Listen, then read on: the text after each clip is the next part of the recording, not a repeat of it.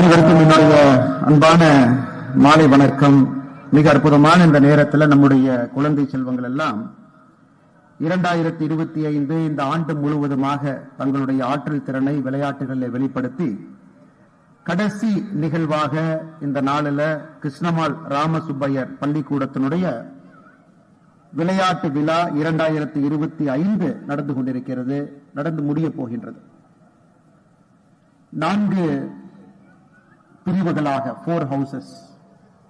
ஐயா சி.வி. ராமன் ஐயா அவர்கள் பெயர்கள்ல, சிவாஜி ஐயா அவருடைய பேர்ல, ஆரியபட்டா ஐயாவுடைய பேர்ல, ரவீந்திரநாத் தாகூர் அவருடைய பேர்ல 4 குழுமங்களும் கூட மிக கடுமையாக போராடி தன்னுடைய விளையாட்டு திறனை எல்லாம் வெளிப்படுத்தி நம் கண் முன்னால் கடைசி நிகழ்வாக 100 metre men, 100 metre women, 4x100 metre relay for men and women அதெல்லாம் நடந்து முடிந்த பிறகு இன்னும் சற்று நேரத்தில் 2025 இந்த ஆண்டுக்கான மிகச்சிறந்த ஹவுஸ் செட், அது ஆரியபட்டாவா, அது சி.வி. ராமன் அவர்களா, இல்ல சிவாஜி அவர்களா, இல்ல ரவீந்திரநாத் தாகூர் அவர்களா, which is the best among the 4 house, அதை அறிவிக்க கூட இந்த பள்ளியினுடைய ஆசிரியர்கள் எல்லாம் தயாராக இருக்கின்றார்கள். மிக கடினமாக உழைத்து இந்த நேரத்திற்கு மாணவ செல்வங்கள் நம்மளை அழைத்து வந்திருக்கின்றார்கள். அவர்களுடைய பெற்றோர்கள் இங்கே வந்திருக்கின்றீர்கள். பெற்றோர்கள் மிக ஆர்வமாக தன்னுடைய குழந்தைகள், தன்னுடைய செல்வங்கள் எவ்வளவு சிறப்பாக இங்கே நடந்து கொண்டிருக்கின்றார்கள் என்பதை கவனித்துக் கொண்டிருக்கின்றார்கள். ஒன்றொன்றும் கூட ஒரு குழந்தையினுடைய சோதனை, ஒரு குழுவாக எப்படி அந்த குழந்தையினுடைய ஆற்றல் திறன் வெளியே வருகிறது, தனி மனிதனாக அந்த குழந்தையினுடைய ஆற்றல் திறன் எப்படி வெளியே வருகிறது, அதே போல ஒரு குரூப்பாக ஒரு ஹவுஸாக இருக்கும் பொழுது அவர்களுடைய ஆற்றல் திறன் எப்படி வெளியே வருகிறது, ஒரு போட்டி இருக்கக்கூடிய சூழ்நிலையில அந்த குழந்தை தன்னை எப்படி பக்குவப்படுத்தி இங்கே நடந்து கொள்கின்றார்கள். நேர்மையாக இந்த போட்டியில் அந்த குழந்தை விளையாடுகின்றார்களா, இல்ல குறுக்கு வழி எதையும் பின்படுத்துகின்றார்களா, இது அனைத்தையும் கூட பார்ப்பதற்கான ஒரு நேரம். உண்மையை சொல்ல வேண்டும் என்றால் பெற்றோர்களும் நான் சொல்லுகின்ற கருத்துக்கு ஒப்புகை கொடுப்பார்கள், மேடையின் மீது இருக்கக்கூடிய விருந்தினர்களும் ஒப்புகை கொடுப்பார்கள். மிகச் சிறப்பாக இந்த ஸ்போர்ட்ஸ் மீட் 2025 நடந்து முடிந்திருக்கிறது என்பதைத்தான் நான் இங்கே சொல்லியாக வேண்டும். மிகச் சிறப்பாக, நேர்மையாக, ஒரு ஸ்பிரிட் ஆஃப் ஸ்போர்ட்ஸ்மேன் என்கின்ற அடிப்படையில் தங்களுடைய குழுக்கெல்லாம் கௌரவம் கொடுத்து, ஆசிரியர் பெருமக்களுக்கு கௌரவம் கொடுத்து, தான் விளையாடக்கூடிய விளையாட்டுக்கும் கௌரவம் கொடுத்து, தன்னுடைய ஆசான்களுக்கு கௌரவம் கொடுத்து, பிசிக்கல் எஜுகேஷன் டீச்சர்ஸ் அவர்களுக்கு எல்லாம் கௌரவம் கொடுத்து இந்த மாணவ செல்வங்கள் தங்களை எல்லாம் பெருமைப்படுத்தி இருக்கின்றார்கள். இதுல யாருக்கு விருது கொடுப்பது? விருது 2 பேருக்கு தான் கொடுக்க முடியுங்க.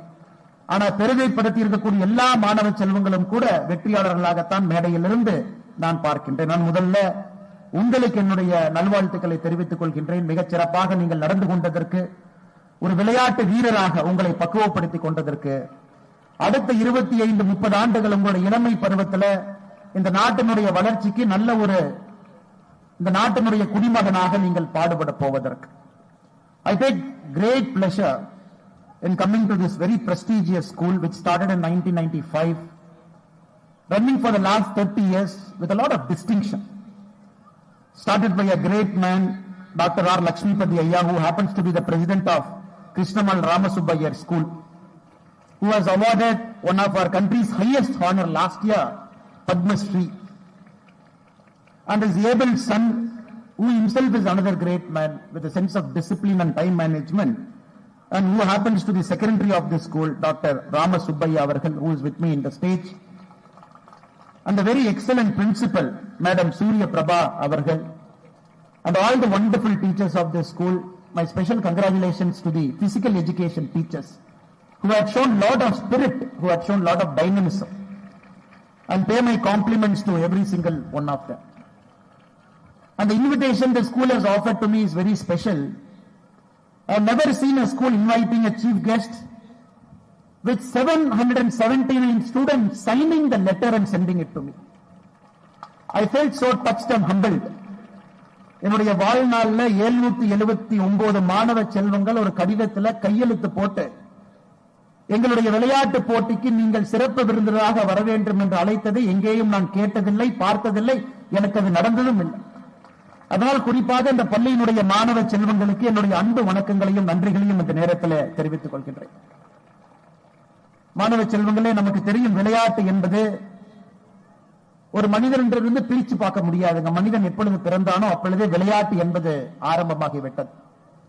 அதனால ஒரு சின்ன குழந்தையை நாம் சொல்லும் பொழுது விளையாட்டு பிள்ளை என்று சொல்லுவோம். A child has to play.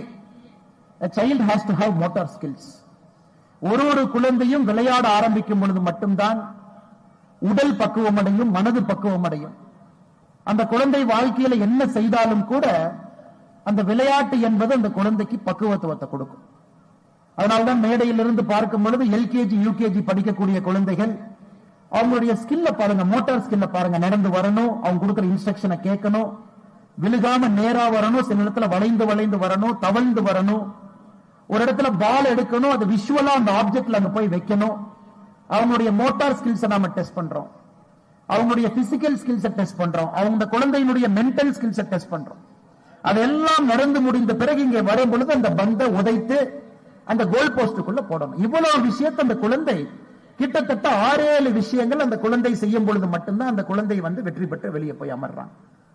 இது ஒரு குழந்தைக்கும் இது இருந்தால் மட்டும்தான் வாழ்க்கையில அவங்க என்ன செஞ்சாலும் கூட அதில் அவர்கள் சிறப்பாக செய்ய முடியும். இது basic fundamental philosophy of life. Coordinating your motor skills, coordinating your body and mind, coordinating your arms and legs, coordinating your full body. அதுல ஒரு பள்ளிக்கூடத்தினுடைய சிறப்பு என்பது எல்லா குழந்தைகளையும் விளையாட வைப்பது பள்ளிக்கூடத்தினுடைய சிறப்பு. இன்னைக்கு அந்த பள்ளிக்கூடத்தை பார்க்கும்போது குறிப்பாக பிசிக்கல் எஜுகேஷன் டீச்சர்ஸ், உடல் கல்வி ஆசிரியர்கள் எல்லா குழந்தையும் விளையாட வைத்திருக்கின்றார்கள். அது சின்ன குழந்தைகளா இருக்கட்டும், அது நம்முடைய பண்டைய கால கலைகளாக இருக்கட்டும், சிலம்பத்திலிருந்து ஆரம்பித்து களரிப்பயத்திலிருந்து வேறு வேறு கலைகள். இன்னொரு பக்கம் ட்ரம்ஸ், அது சாதாரண வேலை இல்லைங்க. இன்ஸ்ட்ரக்ஷனை கேட்கணும், சரியான முறையில் அதை ஃபாலோ பண்ணணும், எல்லாரும் சிங்க்ரோனிஸ்டா அந்த ட்ரம்ஸை கொண்டு வரணும். அது அதை தாண்டி குழு விளையாட்டுகள், அது 100 மீட்டர், 200 மீட்டர், 400 மீட்டர் ரேஸ்ல உங்களுடைய உடல் தகுதி அது. அதனால் என்னை பொறுத்தவரை விளையாட்டு துறையில கிருஷ்ணமால் ராமசுப்பையர் பள்ளிக்கூடம் வெற்றி பெற்றிருப்பதாக நான் பார்க்கின்றேன். அவ்வளவு சிறப்பாக எல்லோரையும் ஒருங்கிணைத்து விளையாட வைத்திருக்கின்றார்கள். நிச்சயமாக பெற்றோர்கள் பெருமைப்பட வேண்டும். ஒரு நல்ல பள்ளிக்கூடத்தில் நம்ம குழந்தையை விட்டிருக்கும். எந்த அளவுக்கு கல்விக்கு முக்கியத்துவம் கொடுக்கின்றார்களோ இந்த பள்ளிக்கூடத்தில் விளையாட்டுக்கும் அதே அளவுக்கு முக்கியத்துவம் கொடுக்கிறாங்க. சுவாமி விவேகானந்தா அவர்கள் நிறைய விஷயம் சொல்லியிருக்கிறாங்க. இன்னைக்கு நான் சொன்ன விஷயம் உங்களுக்கு கொஞ்சம் புதிதாக இருக்கலாம். ஆனா சுவாமி விவேகானந்தர் அவர்கள் சொன்னது முதல்ல ஆங்கிலத்தில் சொல்லி நான் தமிழ்ல சொல்றேன். அதன் பிறகு you will understand Bhagavad Gita better with your biceps and with your muscles.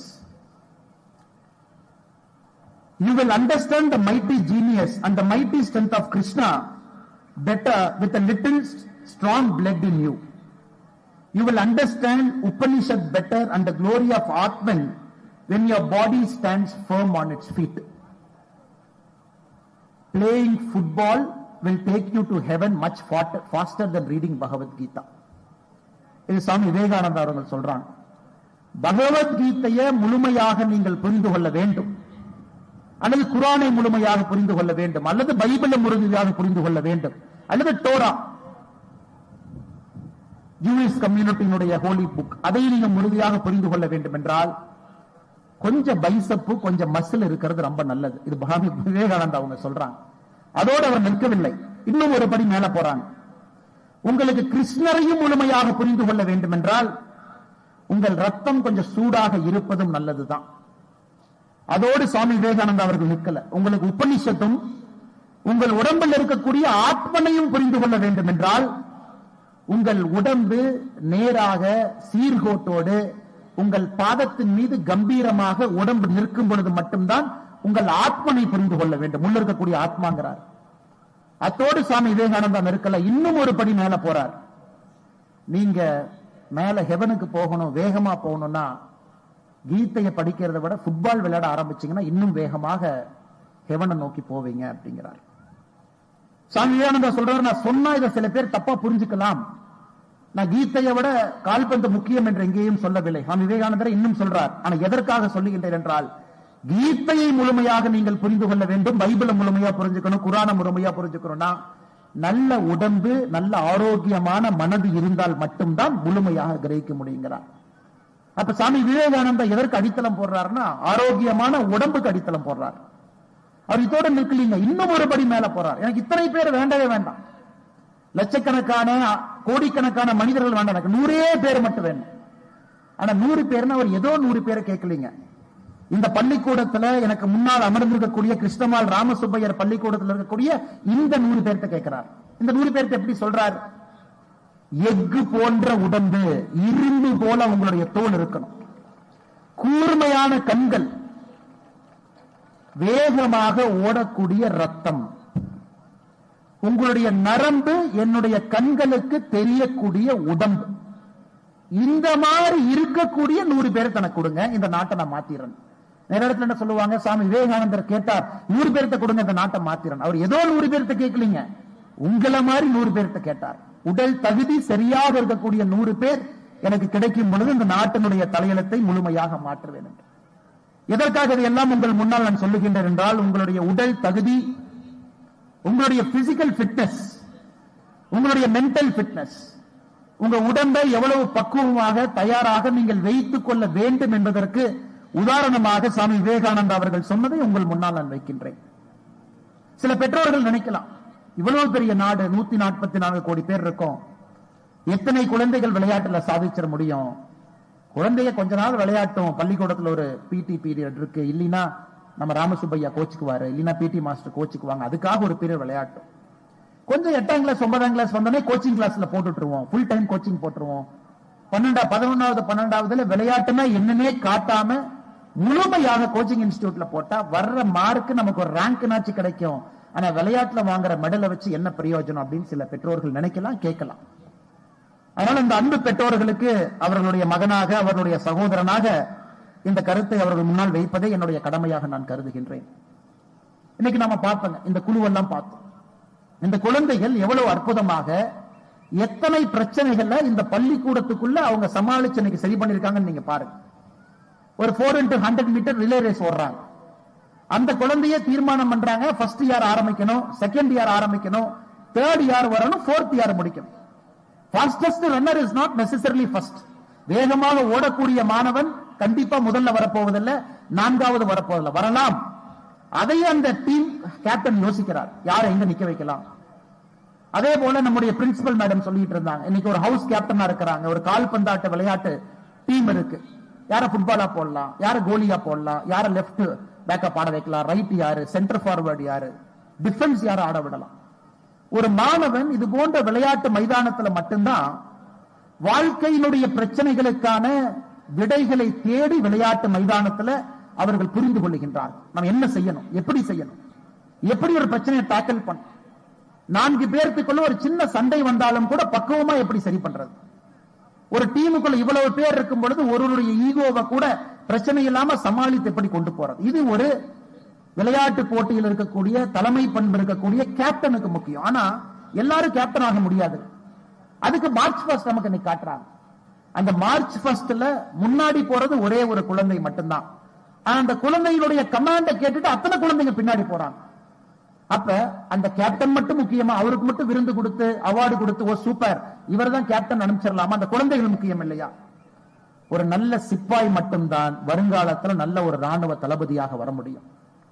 Only a person who can obey to a command, only that person is worthy of giving a command in the future. அந்த March 1 வர்றாங்க விளையாட்டு போட்டிகள்ல, ஒருவர் சொல்லக்கூடிய கமாண்ட கேட்டு கருத்தை கேட்டு நடந்து கொள்பவர்கள் மட்டும்தான் வருங்காலத்துல அவர்கள் கமாண்ட் பண்ண வேண்டிய இடத்துல அவர்கள் வந்து அமர்வார். இது ஒரு பேசிக்ஸ். நம்ம ஒரு மார்ச் 1 பேசிக். இது கொஞ்சம் கொஞ்சமா பாத்தீங்கன்னா நேஷனல் போலீஸ் அகாடமி, அங்க போய் இதே போல நாங்கள் எல்லாம் இதே மாதிரி பண்ணணும். அது படிப்படியாக ஆர்மியில் இதே மாதிரி. ஏன்னா அங்க கமாண்ட மட்டும் கேட்டு ஃபாலோ பண்ணும். அங்க நீ லெப்ட் சொன்ன லெப்ட் போக மாட்டேன், நான் ரைட் தான் போவேன். நீ சென்டர்னு சொன்ன நான் சென்டர் போக மாட்டேன், பேக் தான் போவேன். நீ யாரு சென்டர்னு சொல்றக்கு? அங்கெல்லாம் பேச்சுக்கு இடமில்லை. ஒரு டீம் இது போன்ற விளையாட்டு மைதானத்துல ஒரு குரூப் ஆக்டிவிட்டியில ஒரு மார்ச் 1 மட்டும்தான் ஒரு டீமை உருவாக்க முடியும்.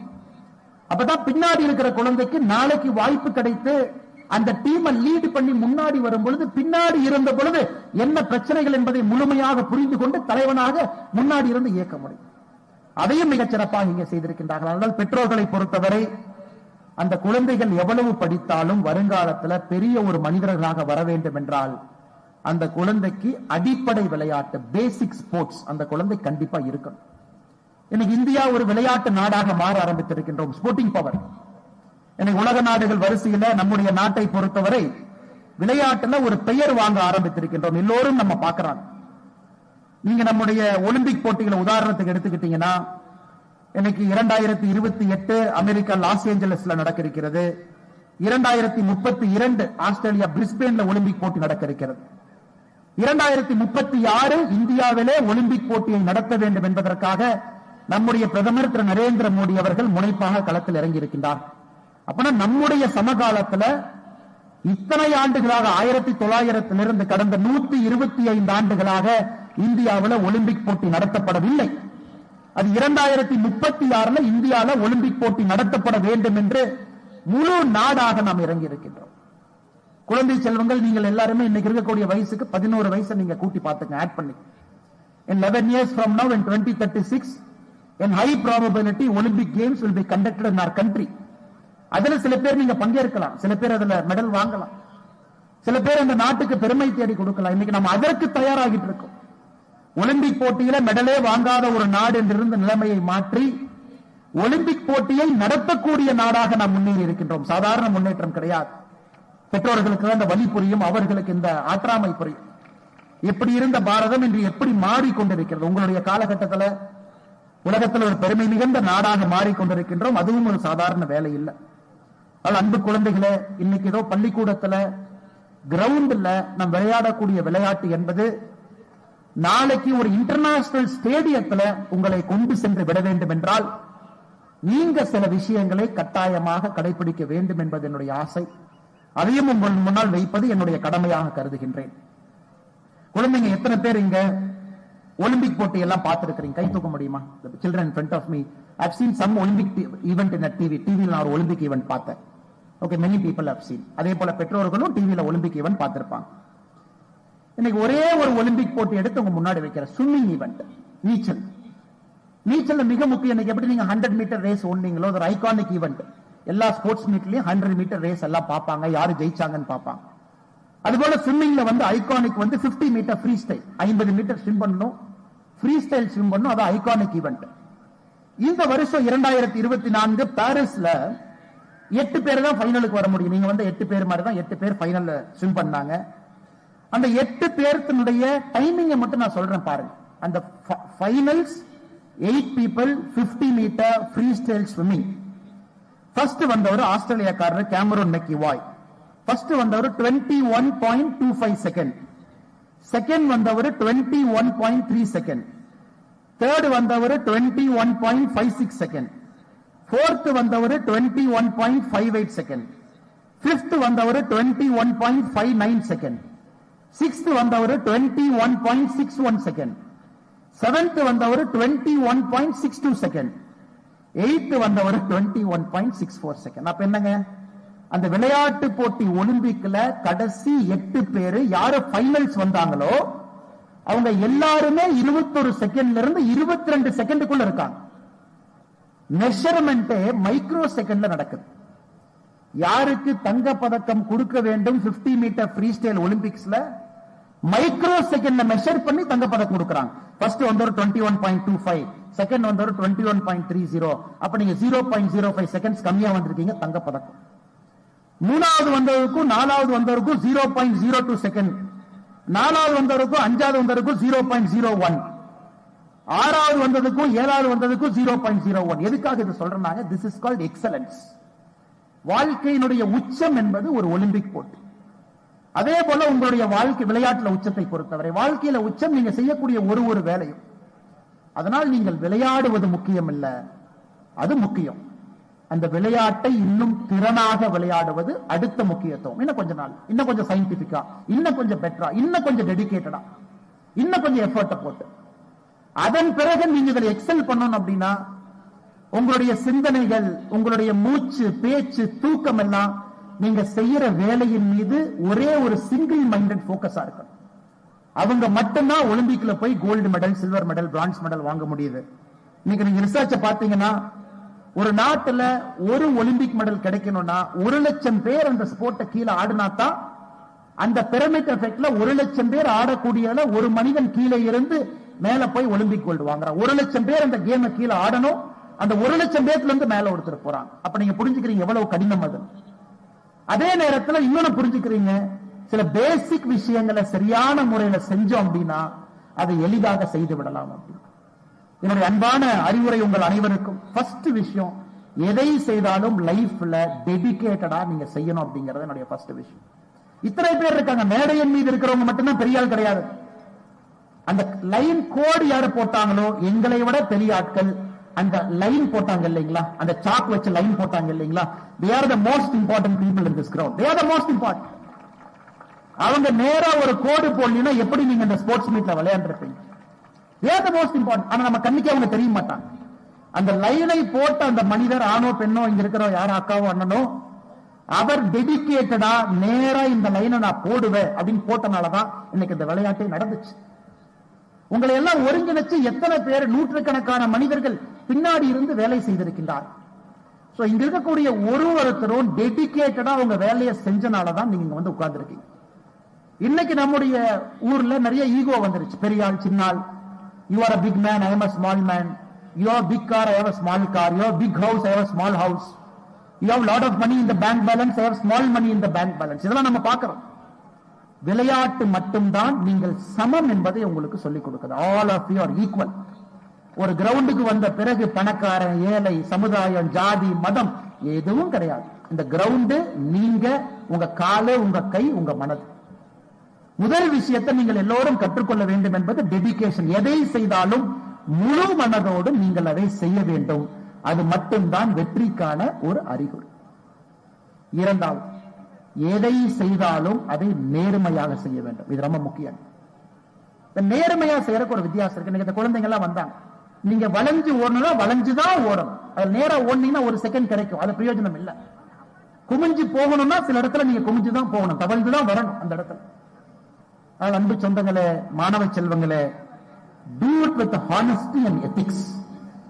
நேர்மையா ஹானஸ்டா செஞ்சு நீங்க தோத்தாலும் கூட என்னை பொறுத்தவரை நீங்கள் தங்கப்பரிசு வென்றதாகத்தான் அர்த்தம். அது எப்பவுமே விட்டுறாது.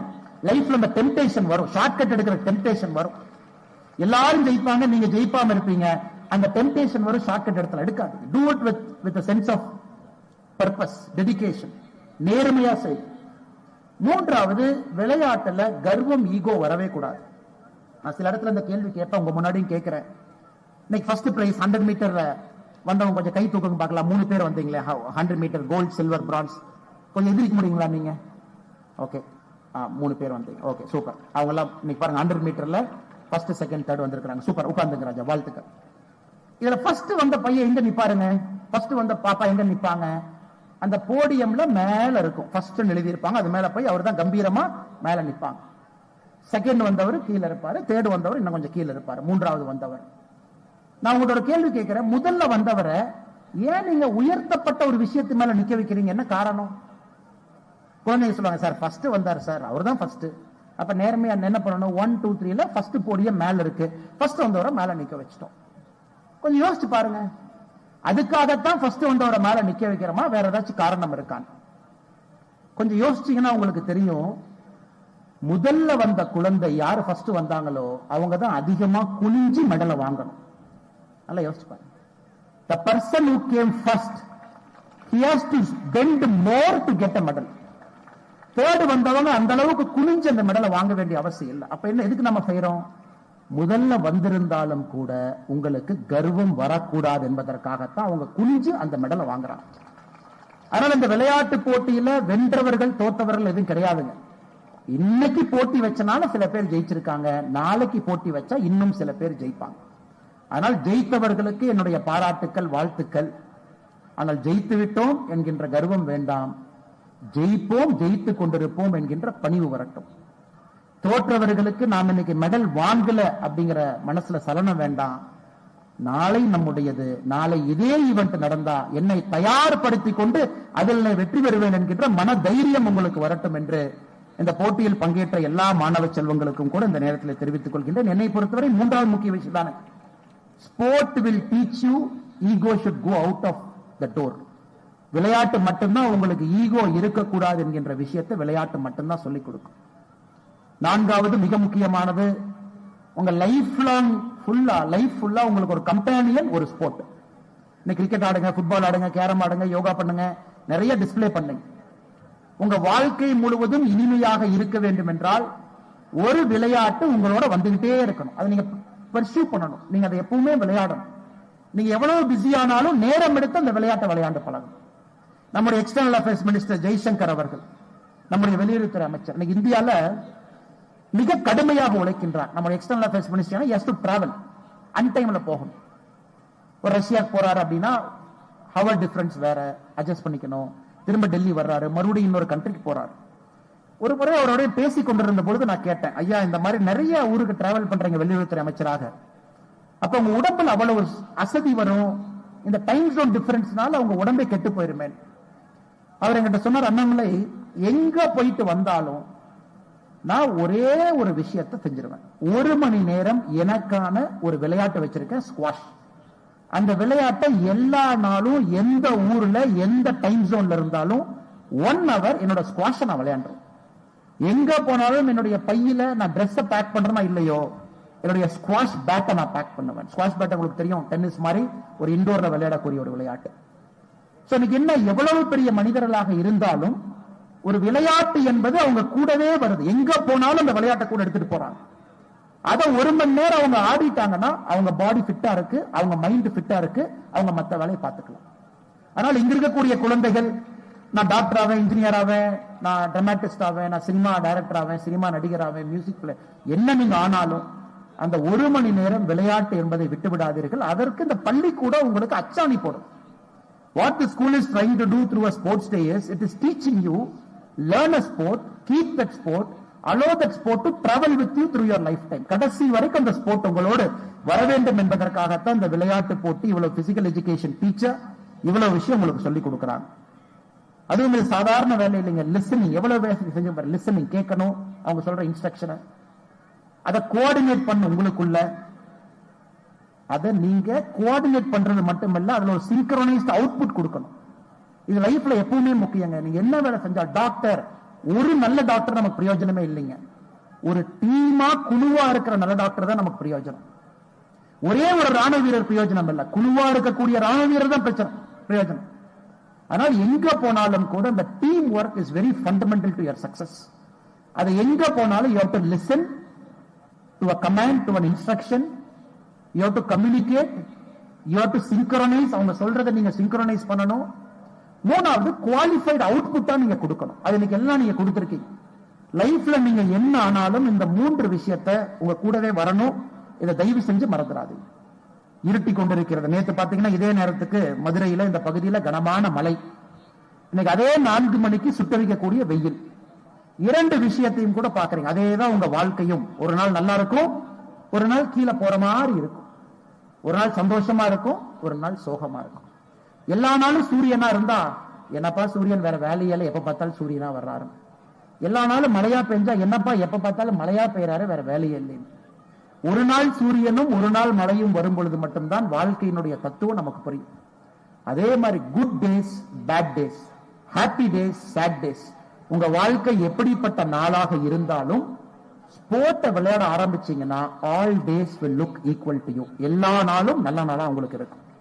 இதனுடைய கடைசி அறிவுரை. காரணம், இந்த காலகட்டத்தில் குழந்தைகளுக்கு ரொம்ப நேரம் அறிவுரை சொன்னா கோவம் வந்துருது அவங்களுக்கு. ஆனா இந்த பள்ளிக்கூட குழந்தைகள் வேறு மாதிரி.